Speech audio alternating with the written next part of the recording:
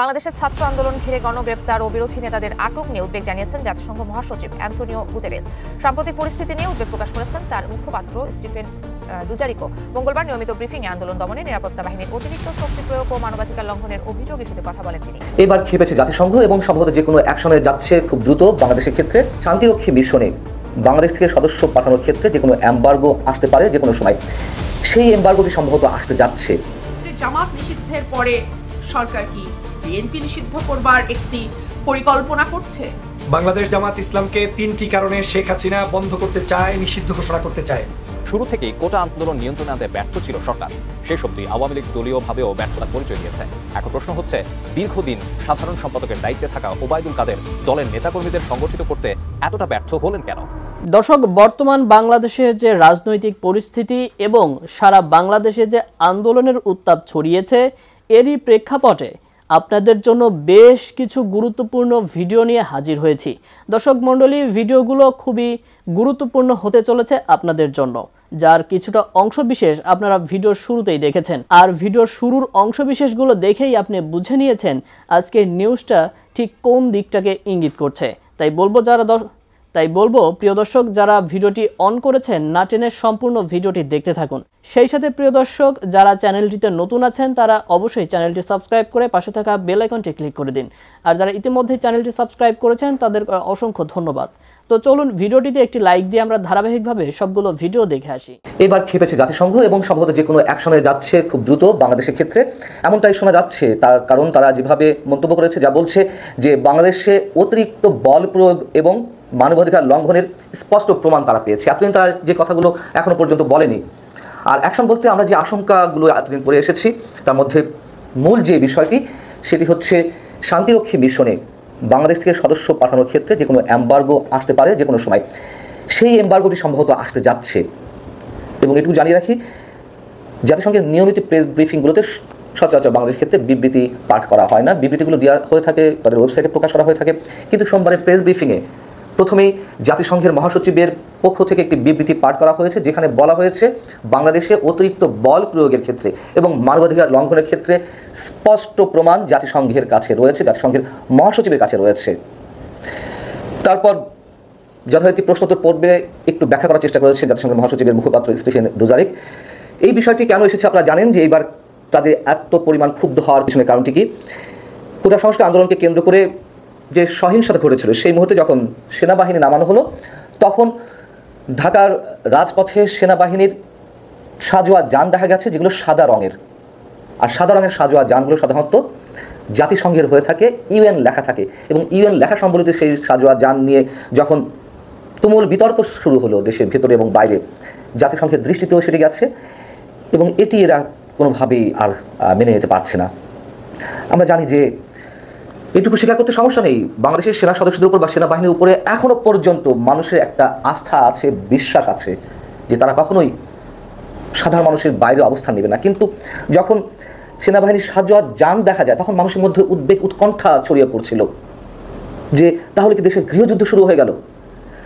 আবার যখন এটি সাদা রঙের সাজোয়া যান দেখা গেল, সেটি নিয়ে তো আন্তর্জাতিক পর্যায়ে এটি নিয়ে হইচই শুরু হলো যে কীভাবে জাতিসংঘের সাজোয়া যান সাধারণ মানুষের বিপরীতে নামানো হতে পারে। পররাষ্ট্রমন্ত্রী তিনি ব্যাখ্যা দেওয়ার চেষ্টা করেছেন যে এটি ভুল করে মোছা হয়নি এখনো পর্যন্ত। আমরা জানি যে সরকারের পক্ষ থেকে দাবি করা হয়েছিল এগুলো জাতিসংঘের নয়, এগুলো বাংলাদেশের। যেসব রাষ্ট্র থেকে সেনা সদস্য যায় বা মিশনে অংশগ্রহণকারী সংশ্লিষ্ট রাষ্ট্রগুলো, তাদের কাছ থেকেই মিশনে সদস্য যাওয়ার সময় এই সাজোয়া যানগুলো বা বিভিন্ন ধরনের সরঞ্জাম ভাড়া নেওয়া হয়ে থাকে। যতক্ষণ পর্যন্ত ভাড়ার মধ্যে থাকবে সেটি তো অবশ্যই জাতিসংঘের। এটি তো বলার কোনো স্কোপ থাকে না যে এটি জাতিসংঘের নয়। আর আমাদের পররাষ্ট্রমন্ত্রী যে বিবৃতিটি দিয়েছিলেন বা সাংবাদিকদের কাছে যে মন্তব্যটি করেছিলেন, তা হচ্ছে ভুল করে মোছা হয়নি। এক্ষেত্রে এত বড় ভুল তো মানা যায় না, বা জাতিসংঘ বাংলাদেশ সরকারের বক্তব্যের উপরে আস্থা রাখতে পারেনি, বিশ্বাস স্থাপন করতে পারেনি। এটি তার নমুনা, যেটি জাতিসংঘ থেকে স্পষ্ট করে বলা হলো যে তাদের কাছে বিশ্বাসযোগ্য প্রমাণ রয়েছে। সেই জায়গা থেকে জাতিসংঘের এই ব্রিফিংয়ে বাংলাদেশ বিষয়ে অনেক কথা হয়েছে এবং আমরা জানি যে জাতিসংঘ এবং যুক্তরাষ্ট্রের পররাষ্ট্র দপ্তরের যে নিয়মিত প্রেস ব্রিফিংগুলো, সেখানে সরকার বিরোধী সাংবাদিকরা প্রশ্ন করেন, সরকারের পক্ষের সাংবাদিকরা প্রশ্ন করেন, আবার যারা নিরপেক্ষ তাদের মধ্য থেকেও কেউ কেউ প্রশ্ন করেন। তো নিয়মিত আমরা দেখি যে সরকারপন্থী একজন সাংবাদিক সেখানে প্রশ্ন করেন।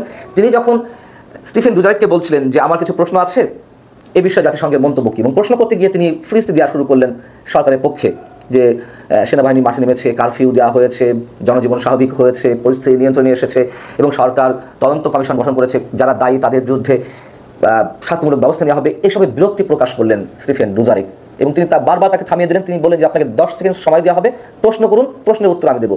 একটা পর্যায়ে অন্য সাংবাদিকদের প্রশ্নের জবাবে তিনি বলেছেন যে জাতিসংঘ মহাসচিব উদ্বেগ প্রকাশ করেছেন যা কিছু বাংলাদেশে ঘটছে এবং এ বিষয়ে বাংলাদেশের রাজধানী ঢাকা এবং নিউ ইয়র্কে চিঠি পাঠানো হয়েছে। আর জাতিসংঘ শান্তিরক্ষী মিশনের সেনা পাঠানো শীর্ষস্থানীয় একটি দেশের উপর, বাংলাদেশের উপরে, শীর্ষস্থানীয় দেশ হিসেবে বাংলাদেশের উপরে জাতিসংঘ নির্ভর করে আসছিল।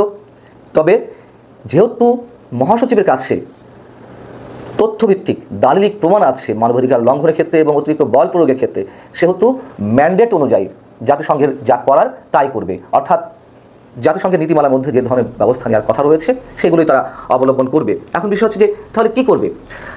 আমরা তো জানি যে নির্বাচনের আগে থেকে এ পর্যন্ত অনেক ধরনের ঘটনায় জাতিসংঘ উদ্বেগ প্রকাশ করেছে, বিবৃতি দিয়েছে, কিন্তু আসলে কাজের কাজ কিছু হয়নি। এটি অনেকের মন্তব্য যে শাস্তিমূলক ব্যবস্থা কেন নেওয়া হচ্ছে না জাতিসংঘের পক্ষ থেকে। মানবাধিকার হাই কমিশন যেটি রয়েছে জাতিসংঘের, সেখান থেকে গুম খুনের বিষয়ে নানান ধরনের উদ্বেগ জানানো হয়েছে, বারবার সতর্ক করা হয়েছে এবং এই সবগুলোর বিপরীতে শাস্তি কী আসতে পারে, যেটি বলছিলাম যে শান্তিরক্ষী মিশনের সদস্য পাঠানোর ক্ষেত্রে যে কোনো ধরনের নিষেধাজ্ঞা আসতে পারে। এবং ডয়েচে ভেলেতেও একটা ডকুমেন্টারি প্রকাশ করা হয়েছিল, প্রচার করা হয়েছিল, যেখানে দেখানো হয়েছে শান্তিরক্ষী মিশনে বাংলাদেশের সদস্যরা যারা কাজ করছে তাদের মধ্যে ঊর্ধ্বতন কর্মকর্তাদের কেউ কেউ রয়েছেন যারা বাংলাদেশের মানবাধিকার লঙ্ঘনের সঙ্গে জড়িত। যদিও সরকারের পক্ষ থেকে এবং বাংলাদেশ সেনাবাহিনীর পক্ষ থেকে এ বিষয়ে আপত্তি জানানো হয়েছে। জাতিসংঘ নিজেও বলেছিল যে আমরা এই প্রতিবেদন বিষয়ে অবগত, তবে খতিয়ে দেখা হবে। এই ধরনের মন্তব্য জাতিসংঘ এতদিন পর্যন্ত করে এসেছে। তবে সোমবারের প্রেস ব্রিফিং যেটি বললো সেটি অবশ্যই সিগনিফিকেন্ট এবং অ্যালার্মিং। এভাবে জাতিসংঘ কখনো কথা বলেন। বিল্ডিং এর মানে ঝুলছে একজন কিশোর এবং তার হাতে অস্ত্র তো দূরেই থাক, সে যে কোনো সময় আসলে ওই বিল্ডিং থেকে পড়ে গিয়েই মারা যেতে পারে। সেই কিশোরটিকে 2-3বার গুলি করে তার মৃত্যু এনশিওর করছে আমাদেরই করের টাকায় পোষা আইন শৃঙ্খলা রক্ষাকারী বাহিনী। তো এই যখন অবস্থা, তখন 14 দলের একটি বৈঠক অনুষ্ঠিত হয়েছে, প্রধানমন্ত্রী সভাপতিত্ব করেছেন এবং সেখানে একটি সিদ্ধান্ত নেওয়া হয়েছে। জামাতের নিবন্ধন তো আগেই বাতিল করা হয়েছিল আদালত দ্বারা, এখন জামাতকে নিষিদ্ধ করা হলো। প্রশ্ন হচ্ছে, দেশ যখন উত্তাল কোটা সংস্কার নিয়ে, এবং যেটিকে আমি ব্যক্তিগতভাবে মনে করি এটি কেবলমাত্র কোটা সংস্কারের আন্দোলন নয়, হ্যাঁ কোটা সংস্কার দিয়েই এই আন্দোলনের সূচনা হয়েছে, কিন্তু মানুষের ভেতরে দীর্ঘদিনের যে পুঞ্জীভূত ক্ষোভ, যেই রাগ এই সরকারের প্রতি, নানান কারণে মানুষের ভেতরে যে অবদমিত একটা রাগ এবং একটা ক্ষোভ জমেছিল, তারই একটি বহিঃপ্রকাশ আসলে এই আন্দোলনের মধ্যে দিয়ে হয়েছে। সুতরাং এই আন্দোলনটিকে যখন একেবারেই বল প্রয়োগের মাধ্যমে সরকার মোকাবেলা করবার চেষ্টা করছে, তখনই হঠাৎ করে জামাতে ইসলামকে নিষিদ্ধ ঘোষণা করা হলো। আমরা যদি একটু নিষিদ্ধের খবরটা দেখি, আমরা দেখব যে সেখানে আসলে যেই ভাষা ব্যবহার করা হয়েছে 14 দলের বৈঠকে, তাতে একটা প্রশ্ন আসলে সাথে সাথেই আসে, সেটি হচ্ছে যে জামাত নিষিদ্ধের পরে সরকার কি বিএনপি নিষিদ্ধ করবার একটি পরিকল্পনা করছে? কথাটি বলছি এ কারণেই যে আজকে প্রধানমন্ত্রী বললেন যে এখন যে আন্দোলন হচ্ছে সেটি রাজনৈতিক আন্দোলন নয়, সেটি জঙ্গিবাদ। প্রথমে আমরা দেখলাম কোটার আন্দোলনকে রাজাকার গালি দেওয়া হলো, যারা আন্দোলনের সঙ্গে সম্পৃক্ত তাদেরকে রাজাকার বলা হলো। তারপরে আমরা দেখলাম তাদেরকে ছাত্রলীগ দিয়ে দমন করবার চেষ্টা করা হলো। তারপরে আমরা দেখলাম পুলিশ লেলিয়ে দেওয়া হলো। আমাদের শত শত স্টুডেন্ট, কিশোর, শিশু, যুবক যারা আন্দোলনে যুক্ত হয়েছেন তারা নিহত হলেন, আহত হলেন, আমরা সবই দেখলাম।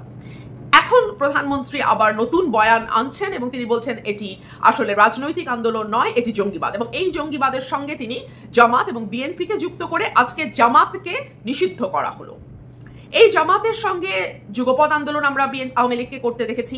জামাতের ব্রেইন চাইল্ড, যেটা জামাতের নিজস্ব চিন্তা এবং উদ্ভাবন, সেই তত্ত্বাবধায়ক সরকারের জন্য আমরা দেখেছি আওয়ামী লীগ 94 থেকে 96 লাগাতার আন্দোলন করেছে, সংসদ বর্জন করেছে, জামাতের সঙ্গে একসাথে আন্দোলন করেছে। আমরা দেখেছি জামাতের নেতাদের দোয়া নিয়ে তারা বিভিন্ন সময় বিভিন্ন কাজে নেমেছেন। সুতরাং জামাতের সঙ্গে আওয়ামী লীগের সখ্য খুবই পুরনো। তবে একটা কথা না বললেই নয়, সেটি হচ্ছে যে আওয়ামী লীগ যখন যেভাবে যেটাকে ব্যবহার করে ফায়দা নেওয়া যায়, আওয়ামী লীগ ঠিক সেটাকে তখন সেভাবে ব্যবহার করে। এর মধ্যে আদর্শ বা প্রিন্সিপাল বা মানে কি বলবো, যেটাকে বলা হয় যে ন্যায্যতা বা যেটাকে বলা হয় অনেস্টি, এই বিষয়গুলোর সাথে আসলে আওয়ামী লীগের রাজনীতি যায় না। আওয়ামী লীগের 2008-এ আওয়ামী লীগ খুব ট্রাম্প কার্ডের মতন মুক্তিযুদ্ধকে ব্যবহার করেছে এবং মুক্তিযুদ্ধকে ব্যবহার করে মুক্তিযুদ্ধের মূল চেতনাকে ধ্বংস করার একটা অদ্ভুত নজির আওয়ামী লীগ তৈরি করেছে। যে কারণে আমি সংসদে দাঁড়িয়ে আমার প্রেসিডেন্ট স্পিচের উপরে যেই বক্তব্য দিতে হয় সেখানে আমি বলেছিলাম, রাষ্ট্রপতি ভাষণের পরে যে বক্তব্যের সুযোগ আমরা পাই সেখানে আমি বলেছিলাম যে বাংলাদেশে মুক্তিযুদ্ধ বিরোধী কোনো দল যদি থাকে, মুক্তিযুদ্ধের চেতনার বিপক্ষে আদর্শ লালন করা, সেই আদর্শ ধারণ করা, পালন করার কোনো দল যদি বাংলাদেশে থাকে সেটা হচ্ছে আওয়ামী লীগ। সুতরাং আওয়ামী লীগ মুক্তিযুদ্ধকে ব্যবহার করেছে, আওয়ামী লীগ যখন সুযোগ পেয়েছে জামাতকে ব্যবহার করেছে। এখন এই টালমাটাল পরিস্থিতিতে জামাতের জামাতকে নিষিদ্ধ করা, যেটা দীর্ঘদিন অনেকেই বলে এসছেন যে জামাত কেন নিষিদ্ধ করা হচ্ছে না, সেই নিষিদ্ধ কিন্তু আওয়ামী লীগ করলো।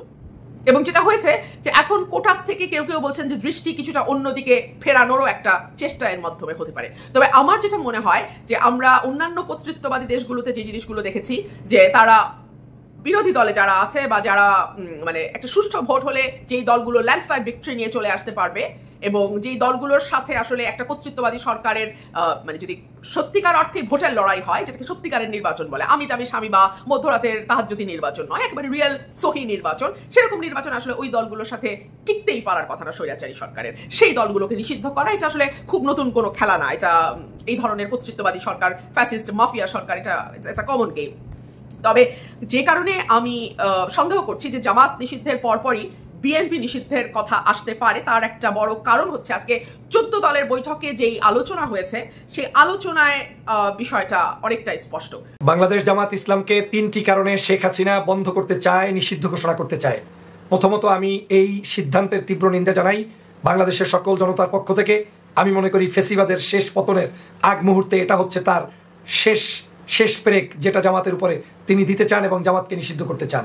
কি সেই 3টি কারণ যেই কারণে শেখ হাসিনা হঠাৎ করে জামাত ইসলামকে নিষিদ্ধ করতে চায়? প্রথম কারণটি হচ্ছে, আপনারা জানেন গত কয়েকদিন পর্যন্ত বাংলাদেশের নাগরিকদের উপরে যে অত্যাচার, জুলুম, নির্যাতন, নিপীড়ন চালিয়েছে, এই জুলুম, নির্যাতন, নিপীড়নকে ঢাকতে প্রায় 300-400 মানুষ এখন পর্যন্ত হত্যা করেছে।